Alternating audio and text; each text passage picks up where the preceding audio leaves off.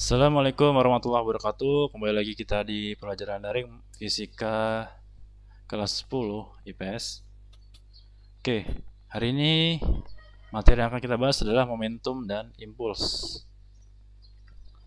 Oke, yang pertama, apa itu momentum? Ya, momentum adalah jumlah gerak yang diukur sebagai hasil kali massa dan kecepatan.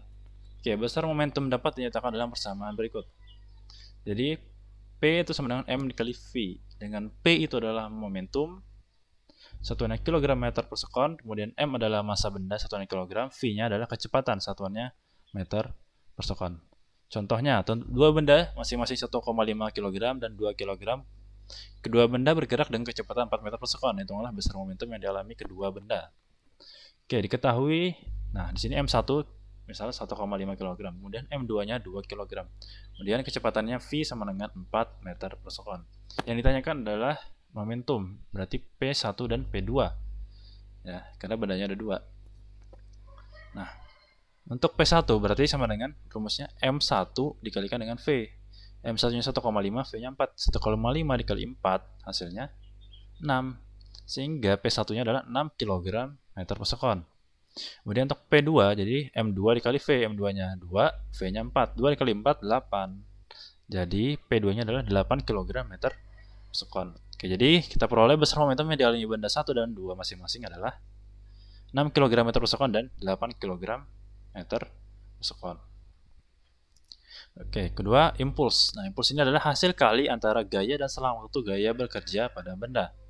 Nah, impuls juga didefinisikan sebagai perubahan dari momentum. Jadi satuannya sama dengan momentum, yaitu kilogram meter per sekon.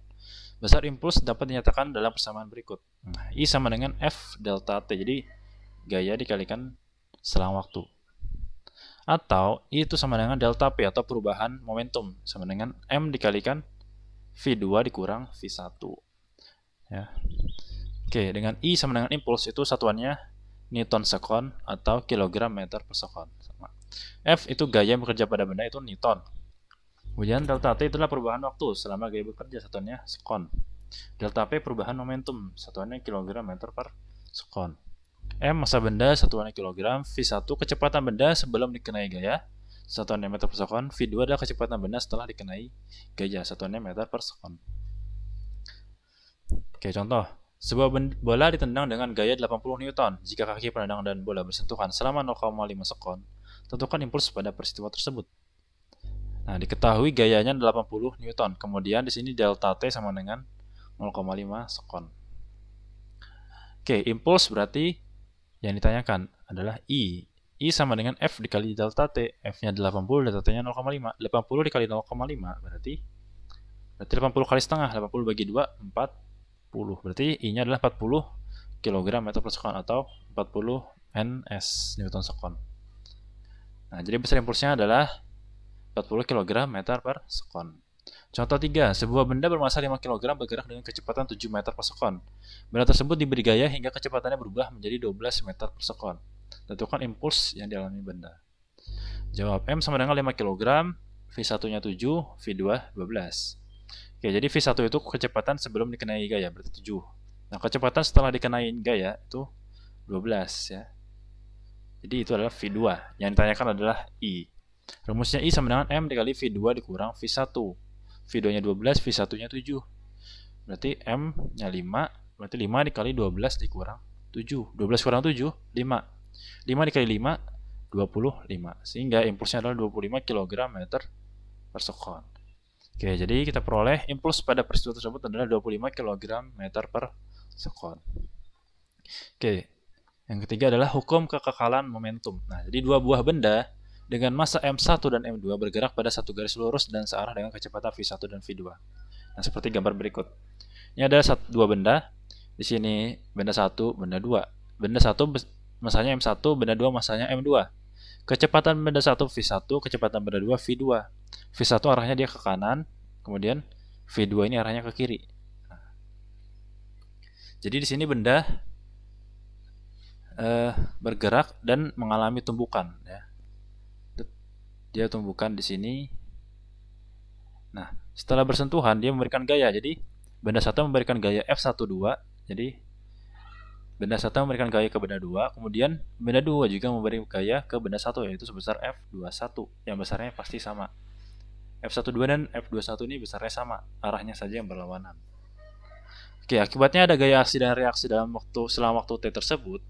Oke, kedua benda akan saling melepaskan diri dengan kecepatan masing-masing sebesar V1 aksen dan V2 aksen. Jadi setelah tumbukan, benda akan terpental ya. Yang awalnya V1 ke arah kanan, jadi V1 jadi terpental ke arah kiri, bergeraknya ke arah kiri. Kemudian yang awalnya benda 2 bergerak ke arah kiri, terpental jadi bergerak ke arah kanan. Dengan kecepatan V2 aksen. Oke. Itu ya. Ini adalah ilustrasi dari hukum kekekalan momentum. Oke, secara matematis, hukum kekekalan momentum dirumuskan sebagai berikut. Jadi, P1 ditambah P2 sama dengan P1 aksen ditambah P2 aksen. P1 adalah M1V1, P2-nya M2V2. Kemudian P1 aksen itu M1V1 aksen, P2 aksen jadi M2 dikali V2 aksen. Nah, ini adalah rumus dari hukum kekekalan momentum. Nah, keterangannya dengan P1 dan P2 itu adalah momentum benda 1 dan 2 sebelum tumbukan. P1 aksen dan P2 aksen itulah momentum benda 1 dan 2 setelah tumbukan. M1 dan M2 itulah massa benda 1 dan 2. V1 dan V2 itulah kecepatan benda 1 dan 2 sebelum tumbukan. V1 aksen dan V2 aksen kecepatan benda 1 dan 2 setelah tumbukan. Oke, contohnya, benda A bermassa 5 kg bergerak ke arah kanan dengan kecepatan 8 meter per sekon. Kemudian benda B bermassa 10 kg bergerak ke arah kiri dengan kecepatan 2 meter per sekon. Kedua benda saling bertumbukan sehingga benda A bergerak ke arah kiri dengan kecepatan 6 meter per sekon.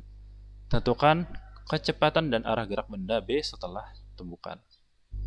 Oke, diketahui. Kita tuliskan diketahui pertama. Misalkan benda A adalah M1 dan massa benda B itu adalah M2. Jadi M1 sama dengan 5 kg. Kemudian M2-nya adalah 10 kg. Nah, kecepatan benda 1 itu 8 meter per sekon. Di sini positif, misalkan arah kanan kita buat dia positif ya. Nah, jadi arah ini menentukan tanda di sini. Kecepatannya positif atau negatif. Kemudian untuk benda 2, karena arahnya berlawanan dengan benda V1, jadi kita buat di sini negatif. Jadi V2-nya arah ke kiri, jadi negatif. Nah, kalau arah kanan positif, arah kiri negatif ya. Nah, kemudian diketahui kecepatan benda A setelah tumbukan itu adalah 6 meter per sekon. Jadi V1 aksen itu sama dengan min 6 meter per sekon karena arahnya ke kiri. Ya. Oke, sekarang yang ditentukan adalah kecepatan benda B setelah tumbukan atau V2 aksen. Oke, rumusnya M1V1 ditambah M2V2 sama dengan M1V1 aksen ditambah M2V2 aksen. M1-nya 5, V1-nya 8, M2-nya 10, V2-nya negatif 2. Dan di sini M1-nya 5, V1 aksennya negatif 6, M2-nya 10, V2 aksennya yang kita tentukan. 5 dikali 8 berapa? 40. 10 kali min 2 min 20. Jadi 40 dikurang 20. 5 kali min 6 min 30. Ditambah 10 kali V2 aksen. 40 kurang 20, 20.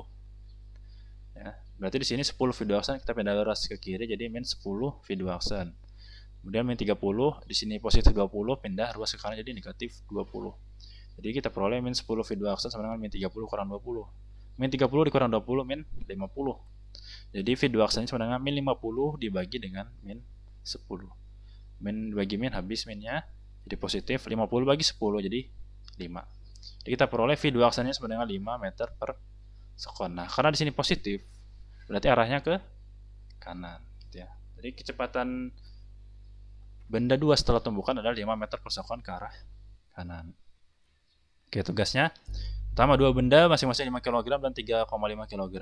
Kedua benda bergerak dengan kecepatan 6 meter per sekon. Hitunglah besar momentum yang dialami kedua benda.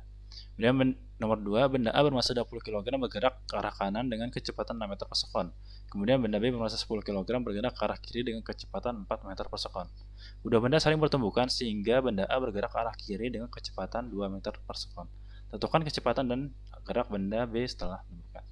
Jadi contohnya sama seperti tugasnya sama seperti contoh yang Bapak berikan. Oke. Cukup sekian bahasan hari ini. Semoga ilmunya bermanfaat. Assalamualaikum warahmatullahi wabarakatuh.